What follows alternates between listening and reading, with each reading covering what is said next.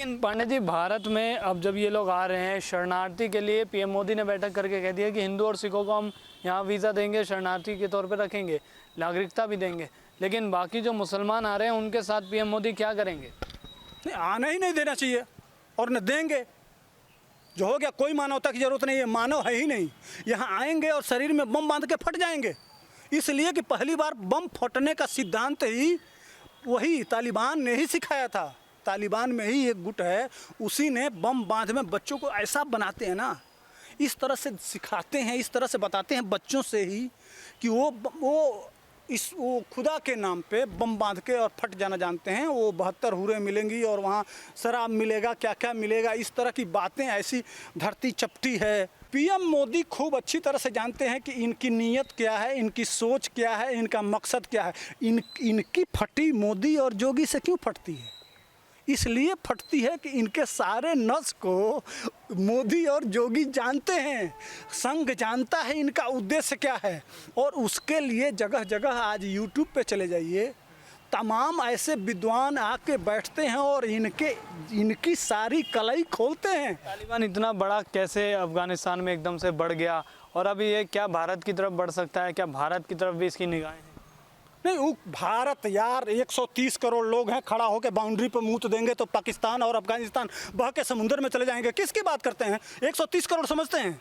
1-1 litre पानी गिराएंगे तो कितना हुआ, समझ रहे हैं? इनकी नदियाँ उतनी पानी नहीं गिराती होंगी जितना पानी हो जाएगा, दोनों बह के चले जाएंगे समुद्र में।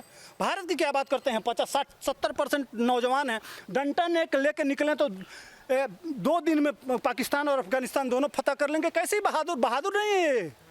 और रणजीत सिंह के डर के मारे वो मूर्ति गिराई गई है, जो पाकिस्तान में मूर्ति गिराई गई है, और डर के मारे पूरा जीत लिया था एक आदमी, पूरा पाकिस्तान, पूरा अफगानिस्तान डर के मारे थर थर काँपते थे उनके।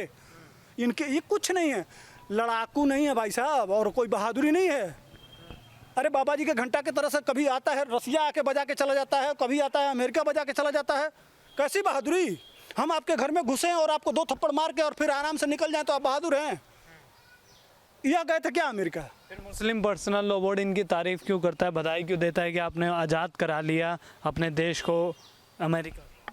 आज़ाद? अरे भाई, वो है ना दाढ़ी, वो इनके किताब का मामला है, आसमानी किताब का मामला है, इसलिए ये कर रहे हैं। इसीलिए मुकदमा लिखा जाना चाहिए इनके खिलाफ। ये एक नहीं है भाई साहब। यहाँ मैं कह रहा हूँ, सुनिए, जो तालिबान है, तालिबान का जो पहला तालिबान किसने पैदा किया?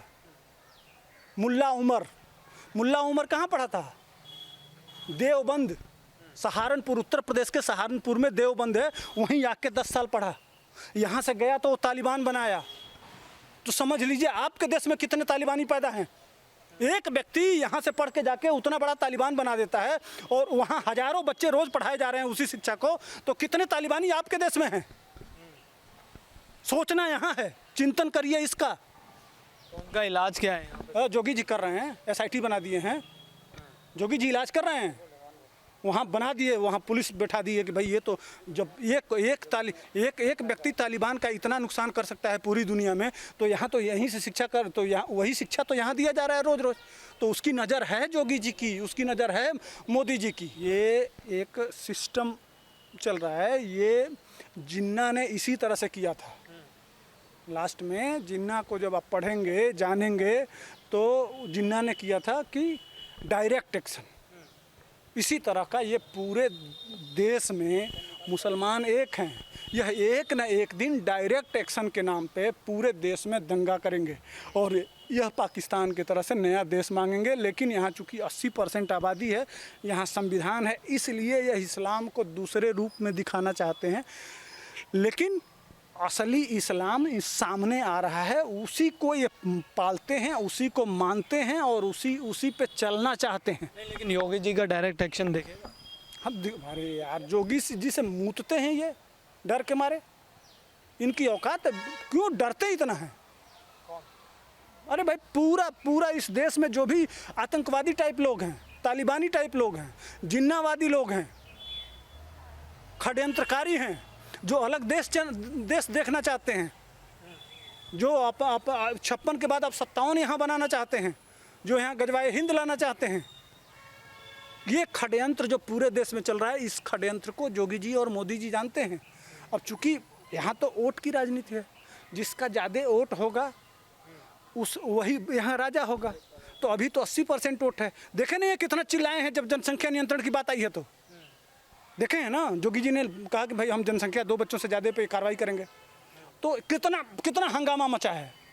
तो ये इनके नस को ये लोग जानते हैं और उस पर कार्रवाई चल रही है। लेकिन चूँकि हमारे देश का संविधान है, कानून के तहत कार्रवाई होगी और कानून के हिसाब से इनका जो भविष्य का मकसद है वो पूरा नहीं होने दिया जाएगा। जी एक आखिरी सवाल आपसे बहुत ज़रूरी कि अखिलेश यादव ने योगी जी पे हमला बोला है कि आपने बहुतों के मकान गिराए हैं, एक आधा मकान आपका भी गिराया जाएगा जब टाइम आएगा।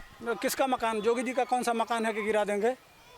योगी जी का मकान है कहाँ? कहीं ना कहीं उन्होंने बुलडोज़र वाली बात बोली है कि बुलडोज़र बहुत चलाते हैं और भाजपा पे हमला किया। नहीं, भाजपा ने कहाँ गलत बनाया है तो गिरा लेना, और मंदिर गिरा नहीं सकते, वो ट्रस्ट है, वो योगी जी की संपत्ति तो है नहीं, वो उत्तर प्रदेश सरकार की संपत्ति है। भाई हमारे सारे मंदिरों को भारत सरकार ने टेक ओवर कर लिया है। ये महंत लोग हैं यार, इनके पास कुछ नहीं है, वही गाड़ी घोड़ा और सुविधा उठा लें, बच्चे हैं नहीं। अरे हम जानते हैं कि मुलायम का बेटा अखिलेश का बेटा आगे मुख्यमंत्री। यह परिवारवादी पार्टी नहीं है। यहाँ गरीब का बेटा भी उठ के प्रधानमंत्री बन सकता है, मुख्यमंत्री बन सकता है। तुम्हारे तरह से यह परिवारवादी लोग नहीं हैं। नहीं, लेकिन चुनाव से पहले इतनी बड़ी चुनौती दे देना अखिलेश यादव के द्वारा। भाई 70% जो ज़मीन हड़पे हैं उत्तर प्रदेश के लोग, वो समाजवादी पार्टी के नेता लोग हैं। इसलिए वो अब उनकी लूट का पर्दा खुल रहा है, समाजवादी पार्टी के घोटाले खुल रहे हैं, इसलिए यहाँ होटल बना रहे हैं। और ये सब भाई जितने माफिया हैं सब समाजवादी पार्टी के लोग हैं। अब उस पर कार्रवाई हो रही है तो इनके पेट में दर्द होगा कि हमारे पार्टी के लोगों को और हमारी संपत्ति लूटी जा रही है। भाई सरकारी धन पे कब्जा करोगे तो कानून अपना काम नहीं करेगा। कोई तो पहली बार आया है कि सच्चाई से ईमानदारी से काम कर रहा है और देश यहाँ तक कि देखे, ये रोहिंग्या ला के बसाने की क्या जरूरत थी? दिल्ली में कार्रवाई होना चाहिए कि नहीं? किसकी संपत्ति है? अब से उसको उस पर कार्रवाई कर दिए तो ये अखिलेश यादव के पेट में दर्द होगा कि रोहिंग्या, हाँ इनको बांग्लादेशी चाहिए, रोहिंग्या चाहिए, ताकि यहाँ भी शरिया कानून लाया जा सके। यही इनका असली मकसद है। देखिए, सिर्फ इन तालिबानियों से चिंता नहीं है जो इस घर में हमारे देश में ये तथाकथित सेकुलर के नाम पे, सेकुलर भी नहीं है, यह भी एक तरह से बौद्धिक आतंकवादी हैं जो इस देश को घून के तरह से खाए जा रहे हैं। तो इनका इलाज क्या है? अब जो योगी जी क्या इलाज करेंगे? अखिलेश यादव ने तो ये बयान दे दिया, क्या पलटवार करेंगे? वो पलटवार नहीं, योगी जी बयान देने वाले नहीं हैं, एक्शन करने वाले हैं। काम करने वाला और सिर्फ कहने वाला। जो बादल गरजता है वो बरसता नहीं है, और योगी जी सिर्फ बरसते हैं, गरजते नहीं हैं।